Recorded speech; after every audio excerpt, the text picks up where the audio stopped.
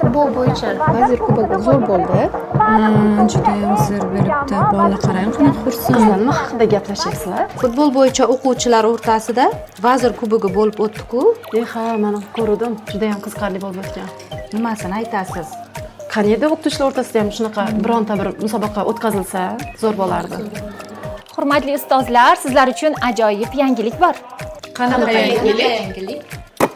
Barcha maktabgacha va maktab ta'limi tashkilotlari ayol ustozlar o'rtasida sportning voleybol turi bo'yicha maktabgacha va maktab ta'limi vaziri kubogi musobaqalari o'tkaziladi. Musobaqaning tuman shahar bosqichlari 20-30 aprel kunlari, Qoraqalpog'iston Respublikasi viloyatlar va Toshkent shahri bosqichi 5-15 may kunlari, musobaqaning yakuniy respublika bosqichi esa 17-20 iyun kunlari o'tkaziladi. Bunda birinchi o'rin g'olib jamoalariga 150 million so'm pul mukofotlari, ikkinchi o'rin g'olib jamoalariga 100 million so'm, uchinchi o'rin g'olib jamoalariga esa 70 million so'm pul mukofotlari ajratilgan.